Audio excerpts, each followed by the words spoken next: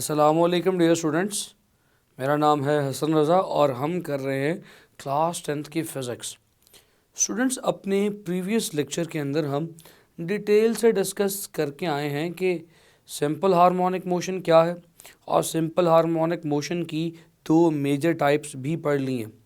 एक ball bowl system बिल्कुल previous lecture में हमने पढ़ी थी और साथ ही एक हमने पढ़ा था सिंपल पेंडुलम। स्टूडेंट्स, ये सिंपल पेंडुलम कैसे वाइब्रेट करता है, इसकी रीस्टोरिंग फोर्स क्या है, याद होगा the restoring forces mg sin theta, और इसकी वाइब्रेशन किस प्रोसेस किस मरहले से होकर गुजरती है, एक्सट्रीम से मीन, मीन से अगली एक्सट्रीम और एक्सट्रीम से फिर वापस मीन, मीन से फिर पहले वाली एक्सट्रीम जहाँ से हमने उसको रिलीज़ किया था।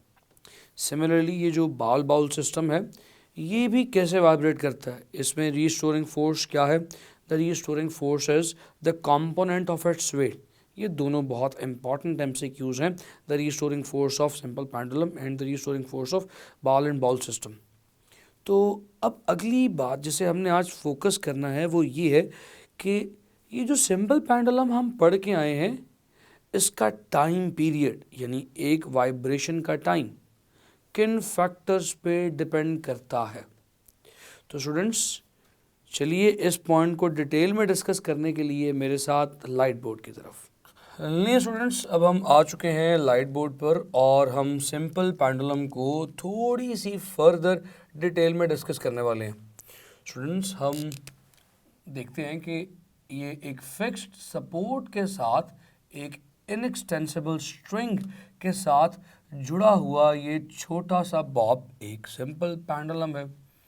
अगर मैं इस सिंपल पेंडुलम को इसकी मीन पोजीशन से डिस्टर्ब करूं और इसे ले जाऊं इसकी एक्सट्रीम पोजीशन पर, तो वहां जाकर छोड़ने पर आई नो दैट कि ये वाइब्रेट होना शुरू हो जाएगा।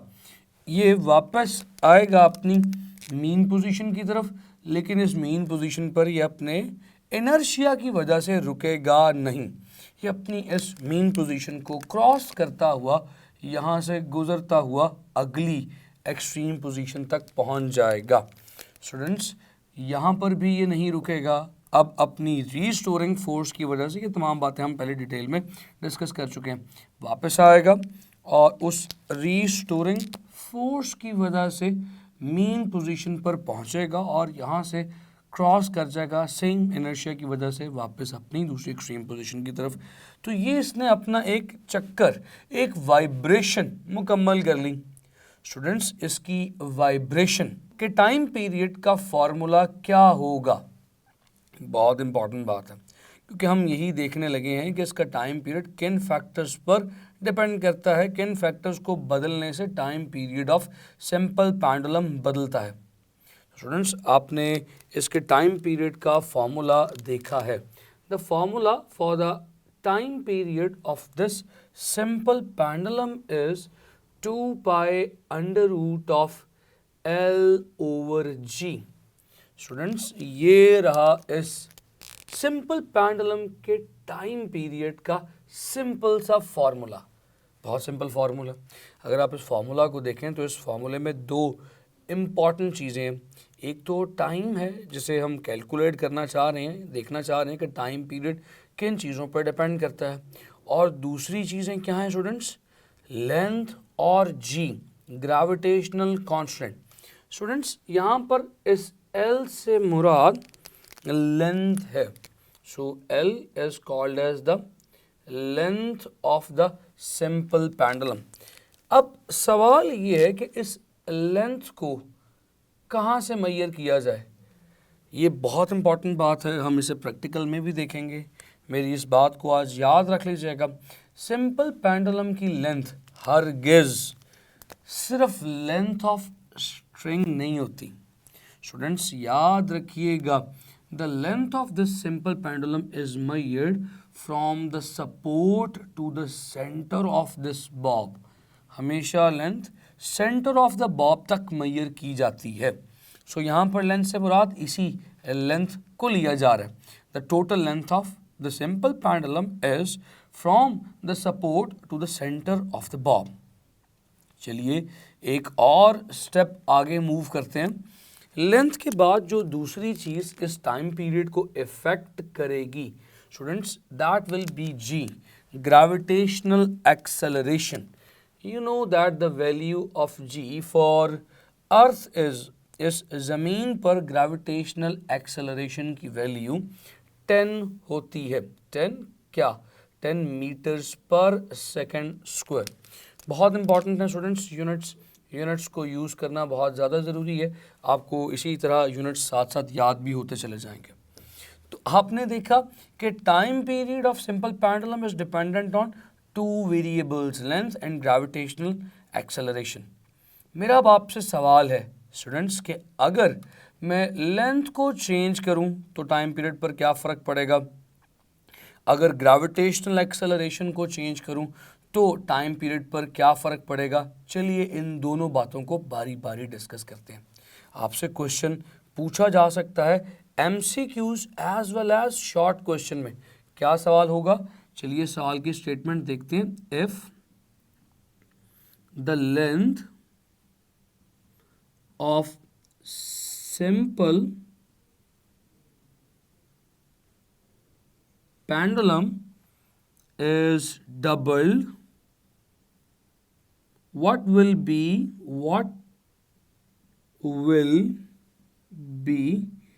its time period। अगर उसकी लेंथ को डबल कर दिया जाए यानी लेंथ दुगनी कर दी जाए तो टाइम पीरियड पर क्या फ़र्क पड़ेगा। सॉल्व करने से पहले हम अपनी कॉमन सेंस को यूज़ करते हुए इस सवाल का जवाब देने की कोशिश करेंगे। अगर हम फॉर्मूला को देखें तो स्टूडेंट्स हम इजीली ये बात रिड्यूस कर सकते हैं, इजीली इस बात के जवाब पर पहुंच सकते हैं कि टाइम पीरियड इस लेंथ के अंडर रूट के डायरेक्टली प्रोपोर्शनल है। If you look at this relation तो आप कह सकते हैं कि अगर लेंथ बढ़ाऊंगा तो फ्रैक्शन में न्यूमरेटर ऊपर वाली वैल्यू बढ़ रही है, और अगर ऊपर वाली वैल्यू बढ़े तो आप जानते हैं स्टूडेंट्स कि फाइनल रिजल्ट बड़ा आता है। तो दोनों चीज़ें बढ़ रही हैं लेकिन विद द अंडर रूट, तो हम ये कह सकते हैं कि time period is directly proportionals to the under root of length. ये लेंथ के अंडर रूट के डायरेक्टली प्रोपोर्शनल है। तो स्टूडेंट्स अब आपको ये बात तो समझ आ गई कि अगर आप लेंथ को डबल करेंगे तो टाइम पीरियड बढ़ेगा, लेकिन आखिर कितना, चलिए फाइंड आउट करते हैं। इसका सोल्यूशन आपने बगौर देखना है स्टूडेंट्स। इसके सोल्यूशन को मैं यहाँ से ही शुरू करूँगा। हम जानते हैं कि अगर लेंथ L हो तो टाइम पीरियड का formula simple T is equal to 2 pi under root L/G है।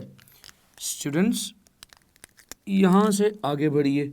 अब आप कह रहे हैं कि लेंथ को दुगना किया जा रहा है, लेंथ इज बीइंग डबल, तो हम लेंथ के लिए L प्राइम या L डैश की टर्म यूज़ करेंगे। तो ये किसके इक्वल आ जाएगी, 2L के इक्वल।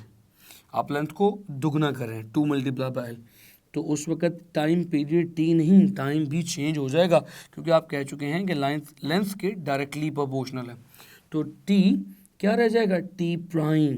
T प्राइम आपने फाइंड आउट करना है क्या है स्टूडेंट्स, नो प्रॉब्लम, हम अभी कर लेंगे। इसी तरतीब के ऊपर आपने इस तरह का कोई भी सवाल आ जाए तो करना है इसी ऑर्डर पे।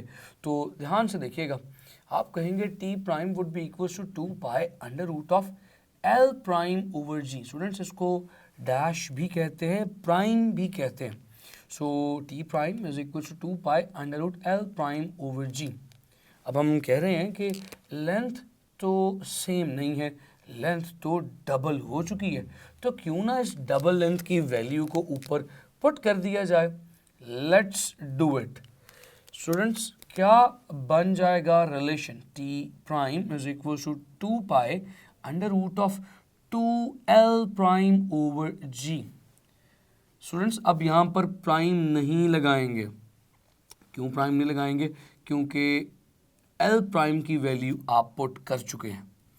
अब अगर गौर से देखिए तो यहाँ पे लिखा जा सकता है T prime is equal to 2 pi under root of 2 into L over G, ऊपर भी यही लिखा था, लेकिन क्योंकि मैं आपको इस पॉइंट पर मैथमेटिकल फार्मूला समझाने लगा हूँ, एक मैथमेटिकल रूल क्लियर करने लगा हूँ, इसलिए बीच में मैंने एक मल्टीप्लिकेशन का साइन डाल दिया। याद कीजिए, आप मैथमेटिक्स में इस बात से बखूबी वाकिफ़ हैं कि अगर एक ही अंडर रूट में दो चीज़ें मल्टीप्लाई हो रही हों तो इन्हें सेपरेट भी किया जा सकता है along with the under root. तो स्टूडेंट्स, यहाँ पर भी हम यही कुछ करने जा रहे हैं। 2 इंटू एल ओवर जी, ये दो चीज़ें अंडर रूट में मल्टीप्लाई हो रही हैं, लेट्स सेपरेट देम। तो क्या बनेगा, t prime is equal to 2 pi under root of 2 multiply by under root of l over g। Students, आपने जस्ट अंडर रूट को सेपरेट किया। अब इसके नीचे चाहें तो 1 लिख सकते हैं क्योंकि ये फ्रैक्शन से सेपरेट हुआ है। अब एक स्टेप और आइए, इसका क्या हम यूं लिख सकते हैं, t prime is equal to 2 pi, that is simple under root 2 into under root l over g। अब ये जो अंडर रूट 2 मल्टीप्लाई हो रहा है, इनिशियली शुरू में भी लिखा जा सकता है। तो students, we can write t prime is equal to under root 2 pi under root l over g। So ये देखिए स्टूडेंट्स, मेरे पास कुछ ऐसी फॉर्म आ जाएगी। अगर आप गौर से देखें तो ये 2 pi under root l is the initial length जो आपने शुरू में ली थी, दिस l लेंथ जो आपने शुरू में ली थी, ये भी l, ये भी वही l है, ये फॉर्मूले में वही l लिखी हुई है। तो under root l over G multiply by 2 pi initial time period का ही तो फॉर्मूला है। तो इस 2 pi under root l over G और इस 2 pi under root l over G को देखें तो कोई डिफरेंस नहीं है। ये लेंथ चेंज करने से पहले यानी इनिशियल टाइम पीरियड का फॉर्मूला है। तो मैं सिंपल यूं पुट कर सकता हूँ, t prime is equal to under root 2 into this is the original या इनिशियल टाइम पीरियड। तो स्टूडेंट्स, यहाँ पर मैंने क्या सीखा, यहाँ पर मैंने ये सीखा कि जब मैंने लेंथ को डबल किया तो टाइम पीरियड इनिशियल का अंडर रूट 2 टाइम्स इंक्रीज हो गया। नाउ द क्वेश्चन इज कि अंडर रूट 2 टाइम की वैल्यू क्या है। This is very important students, calculate कीजिए ज़रा कैलकुलेटर के ऊपर, what is the value of under root 2।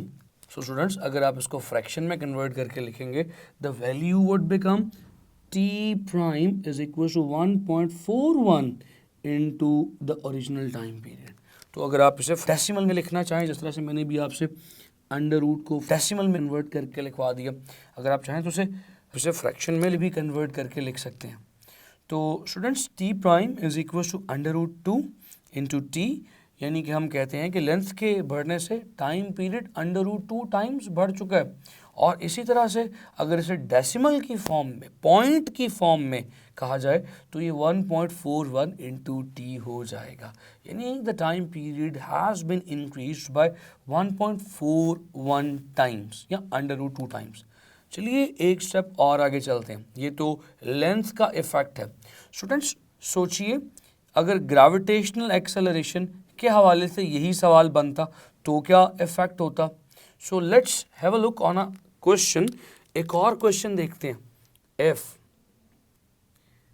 This pendulum is taken on somewhere where gravitational acceleration is 2 times the gravitational acceleration on earth। अगर इस pendulum को किसी ऐसी जगह पे ले जाया जाए जहाँ पे ग्रेविटेशनल एक्सेलरेशन की वैल्यू अर्थ के मुकाबले में दुगनी हो, तो if the gravitational acceleration becomes the 2 times gravitational acceleration of earth, then तब इसका नया टाइम पीरियड क्या होगा। तब नए टाइम पीरियड का फॉर्मूला क्या होगा, time PERIOD। So then new time period would become, क्या हो जाएगा स्टूडेंट्स, ये चीज़ ज़रा फाइंड आउट करनी है। तो इस सवाल को सॉल्व करने से पहले फिर से हम फॉर्मूला को देखेंगे।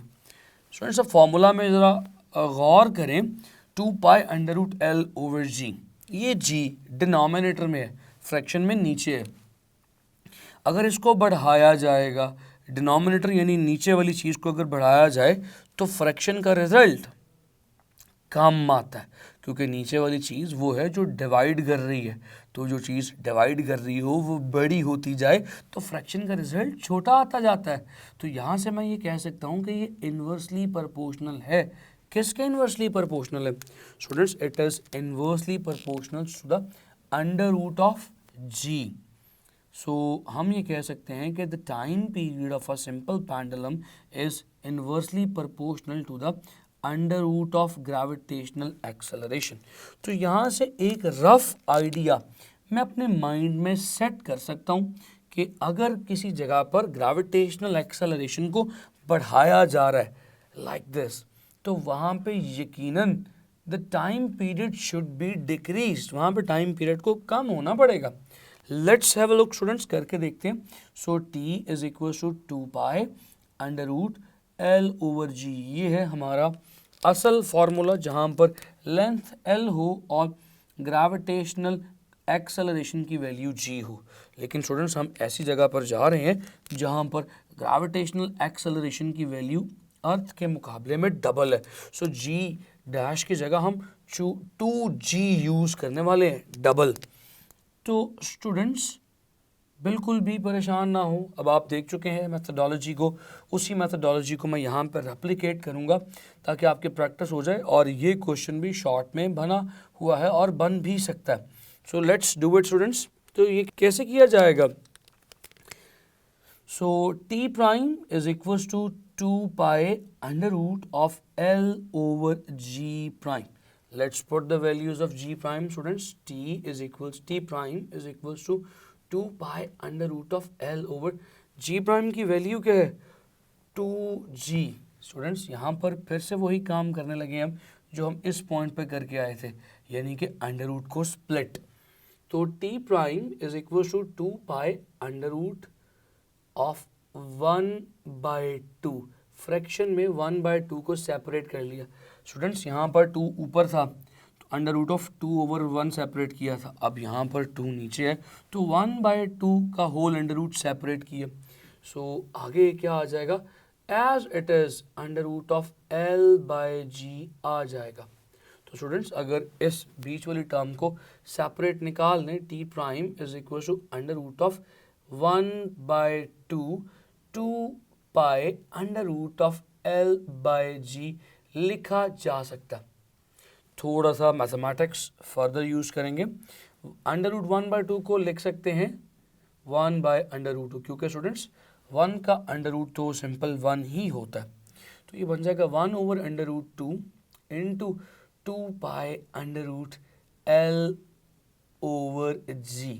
स्टूडेंट्स गौर से देखिएगा, यहाँ पर हमने पहले 1 लिखा हुआ था, L ओवर G है। गौर से देखिएगा स्टूडेंट्स, ये फार्मूला तो फिर से टाइम पीरियड का बन गया, तो मैं लिख सकता हूँ टी प्राइम यानी नया टाइम पीरियड, नया कब?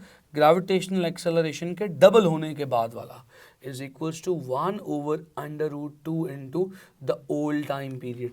तो यहाँ पर वही बात हम साबित कर चुके हैं कि इस केस में ग्रेविटेशनल एक्सेलरेशन को डबल करने के केस में the time period has been reduced. अब यहाँ पर टाइम पीरियड अंडर रूट 2 पर डिवाइड हो रहा है, तो अगर कोई चीज़ डिवाइड हो रही हो तो उसका मतलब है जवाब छोटा आता है। The time period has been reduced, क्योंकि हम देख चुके थे कि टाइम पीरियड जी के अंडर रूट के इन्वर्सली प्रोपोर्शनल है। स्टूडेंट्स यहाँ तक तो बातें बहुत सिंपल हैं, अगर आप चाहें तो इस अंडर रूट 2 की वैल्यू को डेसिमल में भी कन्वर्ट कर सकते हैं। Let's convert it into the decimal, इसको डेसिमल में भी कन्वर्ट करते हैं स्टूडेंट्स, तो ये क्या बन जाएगा? So T prime is equal to 0.707 into T, यानी कि 0.707 का मतलब भी यही है कि ये अब छोटा हो चुका है पहले से इसकी वैल्यू रिड्यूस कर गई है। स्टूडेंट्स ये तो दो केसेस इंडिविजुअल मैं आपके साथ शेयर कर चुका हूँ, they can be the part of multiple choice question problem and they can also be the part of short question। लेकिन रुक जाइए, बात अभी ख़त्म नहीं हुई, एक छोटा सा पॉइंट मैंने आपके साथ और डिस्कस करना है। स्टूडेंट्स बहुत फेमस क्वेश्चन है, चलिए गौर से सुनिएगा। क्वेश्चन कुछ इस तरह से है, if mass of pendulum is doubled,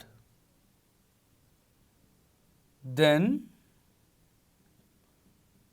its time period. तो अगर तो mass of pendulum को डबल कर दिया जाए तो उसका टाइम पीरियड क्या हो जाएगा। स्टूडेंट्स, अब यहाँ पर जो टेक्निकल बात है वो ये है कि हम मैस को चेंज कर रहे हैं, यानी कि ये जो बॉब आपने कनेक्ट की हुई है इसका मैस लेट से इनिशियली अगर m है तो आपने चेंज करके कितना कर दिया students, m prime is 2m। तो इसको डबल करने से हमारे पेंडुलम के टाइम पीरियड पर क्या असर पड़ेगा। सोचिए ज़रा, अब भारी है बॉब, अब बॉब का वज़न बहुत ज़्यादा है, आपने पहले से दुगना कर दिया, डबल कर दिया, क्या ये बॉब अब स्लो हो जाएगा, आहिस्ता आहिस्ता आएगा, या ये थोड़ा फास्ट हो जाएगा कि लटक रहा है, हो सकता है वेट ज़्यादा होने की वजह से ज़रा ज़्यादा फास्ट हो जाए। सोचिए ज़रा, अगर आपका जवाब है सर ये फास्ट हो जाएगा, वेट ज़्यादा हो गया, मैथ ज़्यादा हो तो वेट ज़्यादा, तो भी ये गलत जवाब है।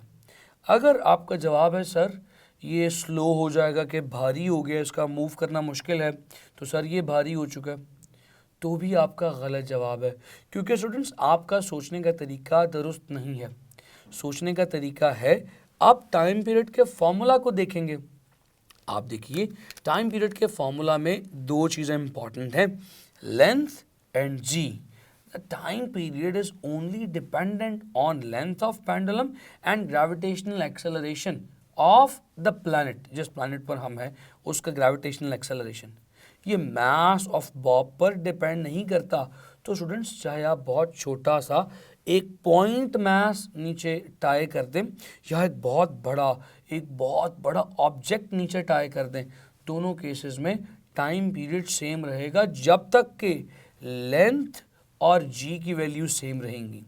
So the mass of the bob or the mass of the pendulum will not affect the time period. The time period in both the cases, in the case of mass m and in the case of double mass 2m, the time period is going to be remain same. So it is independent of mass. So मैं ये लिख सकता हूँ note की form में, T does not depend on mass। ये T किसका है स्टूडेंट्स, ये बात ज़हन में रखिएगा, this T is the time period of simple pendulum, ये मास पर डिपेंड नहीं कर रहा। उम्मीद करता हूँ कि ये तमाम पॉइंट्स आप तक पहुँचे होंगे, आपने इन्हें समझा होगा। अपना बेइंतहा ख्याल रखें। आपसे मुलाकात होगी अगले लेक्चर्स में अगले आने वाले न्यू कॉन्सेप्ट्स के साथ। सी यू नेक्स्ट टाइम। खुदा हाफिज़।